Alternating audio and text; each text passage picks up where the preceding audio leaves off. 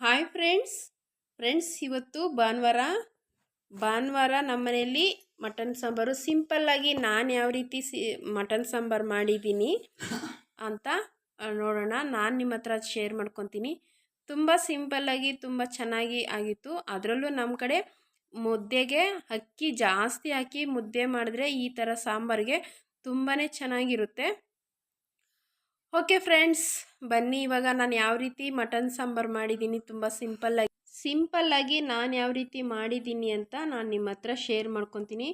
ತುಂಬಾ ಚೆನ್ನಾಗಿರುತ್ತೆ ಸಿಂಪಲ್ಲಾಗಿ ಈ ಥರ ಮುದ್ದೆ ಸಾಂಬಾರು ಮುಂದೆ ಯಾವುದೇ ರೀತಿ ಬಿರಿಯಾನಿ ಅಥವಾ ಬೇರೆ ಏನು ಇಷ್ಟ ಆಗೋದಿಲ್ಲ. ಮುದ್ದೆ ಸಾಂಬಾರು ಅಂದರೆ ಅಷ್ಟೇ ಚೆನ್ನಾಗಿರುತ್ತೆ, ಹೊಟ್ಟೆ ತುಂಬ ಸಹ ಊಟ ಮಾಡ್ಬೋದು. ಓಕೆ ಫ್ರೆಂಡ್ಸ್, ಬನ್ನಿ ಇವಾಗ ನಾನು ಯಾವ ರೀತಿ ಮಾಡಿದ್ದು ಅಂತ ನೋಡೋಣ. ಫಸ್ಟಿಗೆ ಒಂದು ಬಾಣಲಿಗೆ ನಾನಿಲ್ಲಿ ಸ್ವಲ್ಪ ಎಣ್ಣೆ ಹಾಕ್ಕೊಂಡು ಮಸಾಲೆಗೆಲ್ಲ ರೆಡಿ ಮಾಡ್ಕೊಳ್ಳೋಣ ಅಂತ ಇಲ್ಲಿ ಒಂದು 2 ಗೆಡ್ಡೆ ಬೆಳ್ಳುಳ್ಳಿ ತೆಗೆದಿಟ್ಕೊಂಡಿದ್ದೀನಿ, ಒಂದು ಅರ್ಧ ಇಂಚಷ್ಟು ಶುಂಠಿ ಮತ್ತು ಒಂದು 2 ಗೆಡ್ಡೆ ಈರುಳ್ಳಿ, ಒಂದು ಟೊಮೊಟೊ. ನನ್ನ ಖಾರಕ್ಕೆ ನನಗೆ ಎಷ್ಟು ಬೇಕೋ ಅಷ್ಟು ಒಣಗಿರೋ ಮೆಣಸಿನ್ಕಾಯಿ ಹಾಕ್ಕೊತಾ ಇದ್ದೀನಿ. ಇದಕ್ಕೆ ನಾನು ಖಾರದ ಪುಡಿ ಯೂಸ್ ಮಾಡಲ್ಲ. ನಾನು ಯಾವಾಗಲೂ ಅಷ್ಟೇ ಯಾವುದೇ ಸಾಂಬಾರಿಗೆ ಬರೀ ಖಾರದ ಪುಡಿ ಹಾಕೋದಿಲ್ಲ, ಒಣಗಿರೋ ಮೆಣಸಿನ್ಕಾಯಿನೇ ಹಾಕೋದು. ಇವಾಗ ಕಾದಿರೋಂಥ ಎಣ್ಣೆಗೆ ಮತ್ತು ಬೆಳ್ಳುಳ್ಳಿನೂ ಮತ್ತು ಶುಂಠಿ ಹಾಕ್ಕೊಂಡು ಇವಾಗ ನಾನು ಸ್ಪೈಸಿ ಐಟಮ್ ಅಂದರೆ ಚಕ್ಕೆ, ಲವಂಗ, ಒಂದು ಸ್ವಲ್ಪ ಮರಾಠಿ ಮೊಗ್ಗು, ಅನಾನಸ್ ಹೂವು, ಸೋಂಪು ಕಾಳು, ಸ್ವಲ್ಪ ಕಲ್ಲುವ, ಇದು ಕಾಳು ಮೆಣಸು ಹಾಕ್ಕೊತಾ ಇದ್ದೀನಿ. ನಾನು ಮನೆಯಲ್ಲೇ ಧನಿಯಾ ಪುಡಿ ಮಾಡಿದ್ರೆ ಇಷ್ಟೊಂದು ಹಾಕ್ಕೊಳಲ್ಲ, ಇದೆಲ್ಲ ಏನು ಹಾಕೋದೇ ಇಲ್ಲ. ಅಂಗಡಿಯಿಂದ ತೊಗೊಂಬಂದಿರೋ ಧನಿಯಾ ಪುಡಿ ಆದರೆ ನಾನು ಇದೆಲ್ಲ ಹಾಕ್ತೀನಿ. ನಾನು ಮನೆಯಲ್ಲೇ ಮಾಡೋ ಧನಿಯಾ ಪುಡಿಗೆ ನನಗೆ ಇಷ್ಟೊಂದು ಅವಶ್ಯಕತೆ ಇರೋದಿಲ್ಲ. ಹಂಗಾಗಿ ನಾನು ಇವಾಗ ಅದಷ್ಟು ಹಾಕಿರೋದು. ಇವಾಗ ಅದಷ್ಟೆಲ್ಲ ಹಾಕ್ಕೊಂಡು ಮತ್ತು ಸ್ವಲ್ಪ ಈರುಳ್ಳಿನೂ ಮತ್ತು ಒಣಗಿರೋ ಮೆಣಸಿನ್ಕಾಯಿ ಹಾಕ್ಕೊಂಡು ಫ್ರೈ ಮಾಡ್ಕೊತಾ ಇದ್ದೀನಿ. ಬೆಳ್ಳುಳ್ಳಿ, ಶುಂಠಿ ಮತ್ತು ನಾನು ಹಾಕಿದ್ದೀನಿ ಸ್ಪೈಸಿ ಐಟಮೆಲ್ಲ ಅದೆಲ್ಲ ಸ್ವಲ್ಪ ಚೆನ್ನಾಗಿ ಫ್ರೈ ಆದರೆ ಒಂದು ಒಳ್ಳೆ ಸ್ಮೆಲ್ ಚೆನ್ನಾಗಿ ಬರುತ್ತೆ, ಸಾಂಬಾರು ಅಷ್ಟೇ ಚೆನ್ನಾಗಾಗುತ್ತೆ. ಇವಾಗ ಅದೆಲ್ಲ ಈರುಳ್ಳಿ ಅದೆಲ್ಲ ಫ್ರೈ ಮಾಡ್ಕೊಂಡಿದ್ದಾದಮೇಲೆ ಈಗ ಒಂದು ಟೊಮೊಟೊನ ಹಾಕ್ಕೊಂಡು ಫ್ರೈ ಮಾಡ್ಕೊತಾ ಇದ್ದೀನಿ. ಈಗ ಇದನ್ನ ಸ್ವಲ್ಪ ಚೆನ್ನಾಗಿ ಫ್ರೈ ಮಾಡಿಕೊಂಡು ಧನಿಯಾ ಪುಡಿನೂ ಮತ್ತು ಅರಿಶಿನ ಪುಡಿ ಹಾಕಿದ್ದೆ, ಅದು ವಿಡಿಯೋ ಸ್ಕಿಪ್ ಆಗಿದೆ, ಸಾರಿ ಫ್ರೆಂಡ್ಸ್, ಅದು ನಾನು ನೋಡ್ಕೊಂಡಿಲ್ಲ, ಅದು ಆನ್ ಮಾಡಿರಲಿಲ್ಲ. ಮತ್ತು ಇವಾಗ ಧನಿಯಾ ಪುಡಿ ಅರಿಶಿನ ಹಾಕಿ ಅದನ್ನು ಫ್ರೈ ಮಾಡಿಕೊಂಡು ಲಾಸ್ಟಲ್ಲಿ ಒಂದು ಅರ್ಧ ಸ್ಪೂನಷ್ಟು ಗಸಗಸೆ ಹಾಕ್ಕೊತಾ ಇದ್ದೀನಿ. ನೀವು ಬೇಕಾದರೆ ಹುರ್ಗಡ್ಲೆನೂ ಹಾಕ್ಕೋಬೋದು, ನಾನು ಹುರ್ಗಡ್ಲೆ ಹಾಕ್ತಾಯಿಲ್ಲ. ಮತ್ತು ನಾನು ಪುದೀನೂ ಸಹ ಹಾಕಲ್ಲ. ನನಗೆ ಪುದೀನ ಮಟನ್ ಸಾಂಬಾರುಗಳಿಗೆ ಅಷ್ಟೊಂದು ಇಷ್ಟ ಆಗೋದಿಲ್ಲ. ನಮ್ಮನೇಲಿ ಯಾರೂ ತಿನ್ನೋದು ಇಲ್ಲ ಪುದೀನ ಹಾಕಿದ್ರೆ ಸಾಂಬಾರಿಗೆ, ಅದಕ್ಕೆ ನಾನೀಗ ಪುದೀನ ಹಾಕ್ತಾಯಿಲ್ಲ. ಇವಾಗ ನೋಡಿ ಇದನ್ನೆಲ್ಲ ಹಾಕಿ ಚೆನ್ನಾಗಿ ಫ್ರೈ ಮಾಡಿ ಇವಾಗ ಅದು ತಣ್ಣಗಾಗೋದಕ್ಕೆ ಬಿಟ್ಟಿದ್ದೀನಿ. ಅದು ತಣ್ಣಗಾದ್ಮೇಲೆ ಮಿಕ್ಸಿಗೆ ಹಾಕೋಣ ಅಂತ ಇವಾಗ ಒಂದು ಕುಕ್ಕರ್ಗೆ ಸ್ವಲ್ಪ ಎಣ್ಣೆ ಹಾಕ್ಬಿಟ್ಟು ಒಂದು ಈರುಳ್ಳಿ ಕಟ್ ಮಾಡಿ ಇಟ್ಕೊಂಡಿದ್ದೆ, ಆ ಈರುಳ್ಳಿನ ಹಾಕ್ತಾಯಿದ್ದೀನಿ. ಇದೇನಕ್ಕೆ ಅಂತಂದರೆ ಮಟನ್ನು ಫ್ರೈ ಮಾಡ್ಕೊಬೇಕು. ಸ್ವಲ್ಪ ಮಟನ್ ಸ್ವಲ್ಪ ಚೆನ್ನಾಗಿ ಫ್ರೈ ಮಾಡಿಕೊಂಡ್ರೆ ಒಂಥರ ಜಿಡ್ಡು ಸ್ಮೆಲ್ ಬರೋದಿಲ್ಲ ತಿನ್ನಬೇಕಾದ್ರೆ. ಇವಾಗ ನೋಡಿ ಈರುಳ್ಳಿನ ಹಾಕಿ ಫ್ರೈ ಮಾಡ್ಕೊತಾ ಇದ್ದೀನಿ ಚೆನ್ನಾಗಿ. ಈರುಳ್ಳಿನ ಚೆನ್ನಾಗಿ ಫ್ರೈ ಮಾಡಿ ಆದಮೇಲೆ ಮಟನ್ನು ತೊಳೆದು ಇಟ್ಕೊಂಡಿದ್ದೆ ನಾನು ಫಸ್ಟೇ. ಸ್ವಲ್ಪ ಅರಿಶಿನ ಉಪ್ಪು ಹಾಕಿ ತೊಳೆದಿಟ್ಕೊಂಡಿದ್ದೆ. ಇವಾಗ ಮಟನ್ನು ಅದಕ್ಕೆ ಹಾಕ್ಕೊತಾ ಇದ್ದೀನಿ. ಒಂದು 3/4 kg ಅಷ್ಟು ಮಟನ್ ತೊಗೊಂಬಂದಿದ್ದು ಫ್ರೆಂಡ್ಸ್, ಜಾಸ್ತಿ ತೊಗೊಂಬಂದಿರಲಿಲ್ಲ, 3/4 kg ಅಷ್ಟೇ ತೊಗೊಂಬಂದಿದ್ದು. ನಮ್ಮ ಇಬ್ಬರಿಗೆ ಸಾಕಾಗುತ್ತೆ, 2 ಟೈಮ್ ಆಗುತ್ತೆ ಇದು.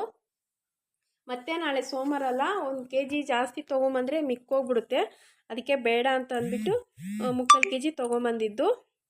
ಇವಾಗ ಇದನ್ನು ಮಟನ್ನು ಎಣ್ಣೆಯಲ್ಲಿ ಸ್ವಲ್ಪ ಚೆನ್ನಾಗಿ ಫ್ರೈ ಮಾಡ್ಕೊಳ್ಳೋಣ. ಅಷ್ಟರಲ್ಲಿ ಮಸಾಲೆನೂ ಸಹ ತಣ್ಣಗಾಗಿರುತ್ತೆ.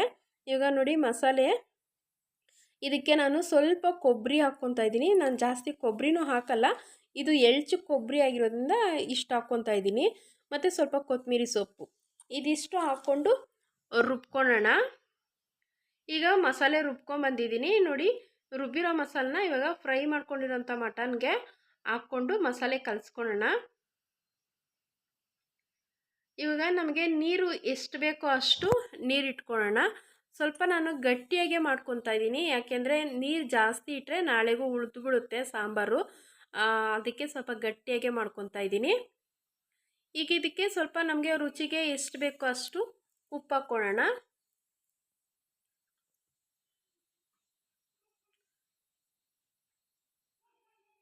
ಉಪ್ಪು ಹಾಕಿ ಚೆನ್ನಾಗಿ ಮಿಕ್ಸ್ ಮಾಡ್ಕೊಳ್ಳೋಣ. ಇವಾಗ ಇದನ್ನು ಸ್ವಲ್ಪ ಚೆನ್ನಾಗಿ ಮಿಕ್ಸ್ ಮಾಡಿಕೊಂಡು ಕುಕ್ಕರ್ ಮುಚ್ಚೋಣ.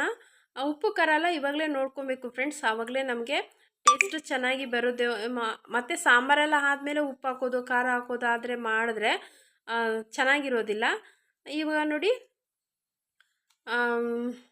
ಕುಕ್ಕರ್ ಮುಚ್ತಾ ಇದ್ದೀನಿ. ಕುಕ್ಕರ್ ಮುಚ್ಚಿ ಅದನ್ನೊಂದು 4 ವಿಜಿಲ್ ಕೂಗಿಸ್ಕೊಂಡು ಓಪನ್ ಮಾಡ್ತಾಯಿದ್ದೀನಿ. ನೋಡಿ ಸಾಂಬಾರು ಮಾತ್ರ ತುಂಬ ಚೆನ್ನಾಗಿ ಬಂದಿತ್ತು ಟೇಸ್ಟ್ ಅಂತೂ.